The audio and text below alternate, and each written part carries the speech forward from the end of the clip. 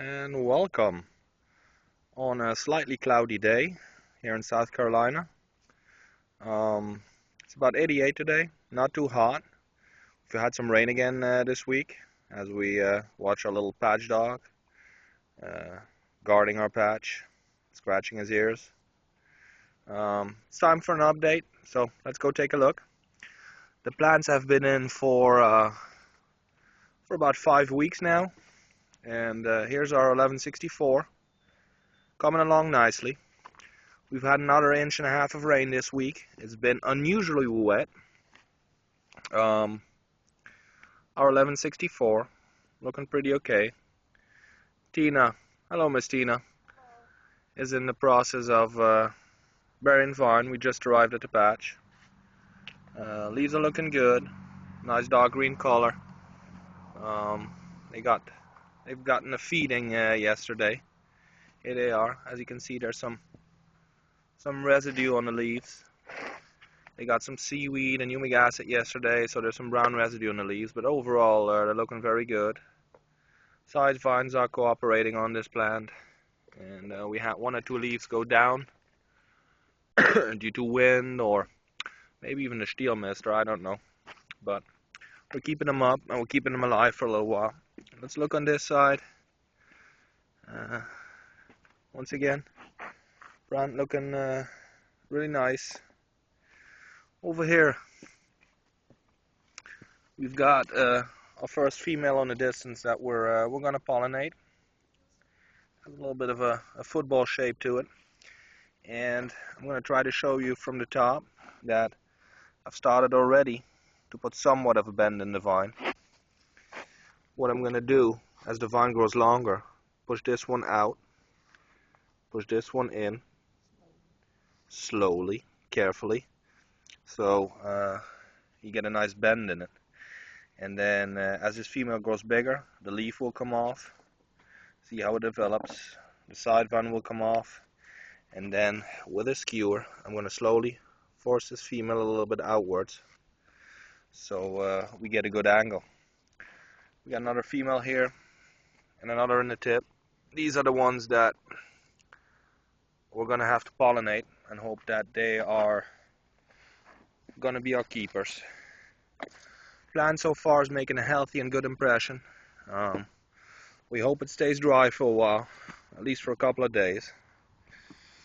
The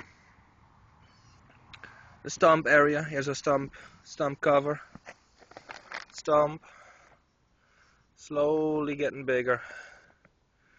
I'm glad it doesn't get too big so far. You can tell there's still sulfur on it. A little bit of green cloth to keep the dirt from splashing on. I'm not necessarily looking for a tree trunk of a stump. We had those in the past, and I'd rather have the growth go into the rest of the plant. Put some marigolds in here as companion plants over there too. They're very fragrant, and we hope they keep the bugs away. Here's our Mitchell. Leaves getting pretty nice now for a melon. I'll show you. This is a leaf. I'll put my hand on it, and as you can tell, it's quite a bit bigger than my hand. Say they're about, well, maybe a foot long, some maybe a 1.5 feet. It's a good looking plant right now. Dark green leaves.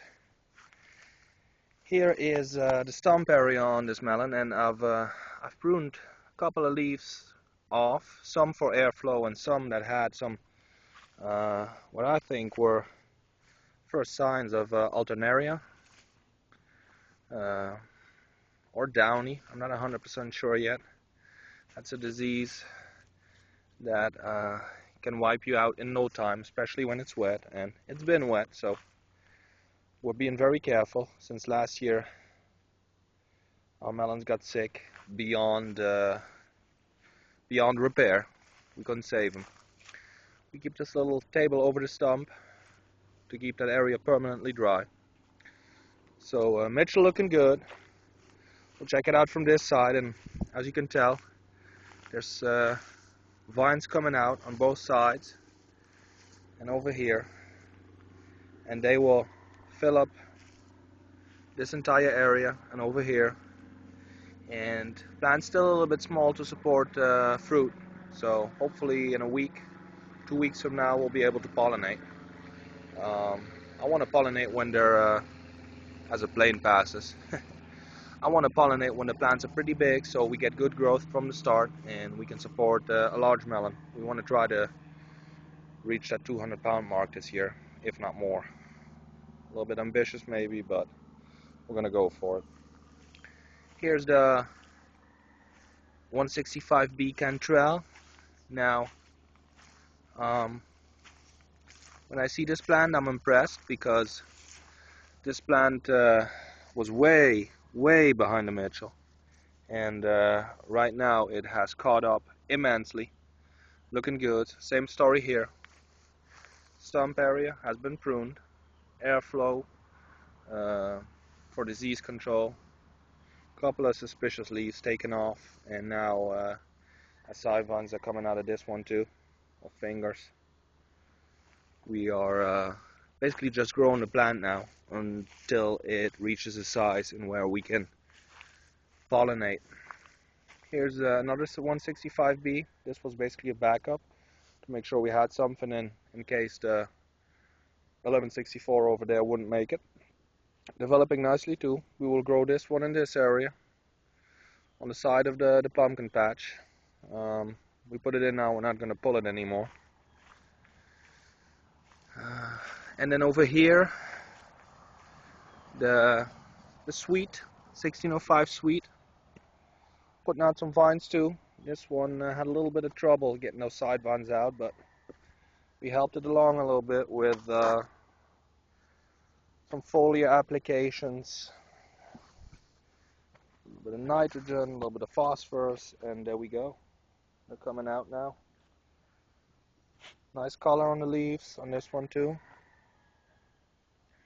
We'll move towards the tomatoes, and then we can take a look from a distance on the sweet, and developing differently than and a little bit slower than the 1164, but it has a different spot in the patch, and well, every plant's different.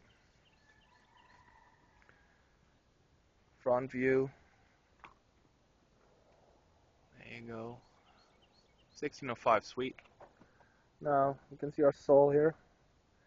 After the last rains, we've aerated. Looks pretty rough, but here, if you rake it, it will turn finer. I'm going to leave it a little bit rough for right now. There's no point in raking this whole thing. We'll do it as the plant grows. Weeds, we've sprayed. They're turning pale and are dying right now, and that brings us here in our tomato area. Here's Tina's plants. Here was a nice bloom, a little bit high on the plant. On Tina's, I'll show you some tomatoes on mine. This one here should be about a pound. Then in here, this one measures about 16 inches. It's doing about a quarter to half an inch a day, so hopefully they'll grow a little bit longer. It won't be a 6-pounder, but fun nevertheless. They're big tomatoes, and we've been eating one or two of them. Here's a big double, and as you can tell by the black spots, we've got some bug issues, but this is a nice sized tomato too. Another of my plants here with some nice fruit. This is a big old mater, and down here is a nice little mater growing that hopefully will grow a little bit longer.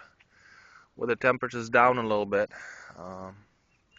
hopefully we can keep them growing a little bit longer. They seem to ripen very fast as the weather goes up and temperature it is. Alright, we'll move back and we'll check out the veggies in the other patch. Last look at the 1605 sweet. So far a nice plant, not a whole lot of problems with it. Like I said, developing a little bit slower than 1164, but that's okay, we got time. Long way till September. Mitchell, and the Cantrell. Last look at Miss Tina, doing the vines. Putting some mycorrhiza in. Here's a marigold. I didn't really enjoy the transfer, but we'll see if she makes it. Alright. Lucky. Lucky's our patch dog. Gotta get out of my way. Alright, then we come into the area where we used to have the onions and the garlic, but now there's a field pumpkin growing for the first time. Never grew these before, as you can tell. We've used a pitchfork to aerate the soil a little bit around it. This plant's developing very nicely too. Looking very good. So far, quite an amazing plant. It's the 49 Van Hook, and developing some side vines now. Very curious to see what we're going to get on this one. It only has a limited amount of room, but big enough to support quite a nice sized plant. Then over here are the marigolds, the big ones. These are about 3 foot high. They come about almost waist high for me. Here's our buteulokia, our ghost pepper, and we'll show you here right there. Here's a little buteulokia growing, and here's the young one coming out. So we already got fruit, which is completely different from last year when we had to wait a long time, but this year they're coming early. Here's the Trinidad scorpion. Got flowers on it too, so we'll soon have fruit on this one too. And huge and smelly marigolds. Little gypsy pepper, another bud. Here, as big as me right now, a sunflower, a big head, courtesy of Miss Susie Zerner from North Carolina. Thank you for that. Developing nicely. Over here, a red beefsteak from Lowe's, and these plants have no trouble getting fruit set, unlike the giants. Almost every, like in this cluster, almost every flower turns into tomato, and the giants, they got a lot more problems setting, especially when it's warm. Here's a Cherokee purple, same story, no problem setting fruit. We got some fruit everywhere on here. And then here, tomato that we basically let go, and is about 8 to 10 feet tall now. And on this one, surprisingly, we got this large mega bloom. It's like a paintbrush almost. Don't know if it's gonna take, if it's gonna open, but we're using this here to keep it shade a little bit from the sun. And well, we'll see. Whatever happens, happens. Can't control the weather. Herbs, our cilantro, or the basil, doing very well right now. Very tasty and fragrant stuff. Always love to smell it and eat it. And well, with a last look at our field pumpkin, that is about it. Our season's underway. As you can tell here, the plants are developing nicely. Plants are filling in the patch fast right now, and it's not even really warm. It's been not too hot. It's been wet, and well, we're expecting it to change, but you never know. It's been a surprising year weather-wise, and so far we've been able to keep the plants alive, which is always a plus. There were some signs of disease in the beginning, but we managed to fight that off so far. So right now we're very vigilant. We're checking the plants on a daily basis, very, very thoroughly. And wherever there's a slightest chance of disease, we try to prevent it and take action. And that's about it. So that's where we are right now. We'll keep you guys posted as we go. We'll keep you guys posted on how to position the fruit on the vine, and how to put an S bend in the vine for the newer growers. And We wish you all happy growing from muggy, not so hot, and slightly cloudy South Carolina.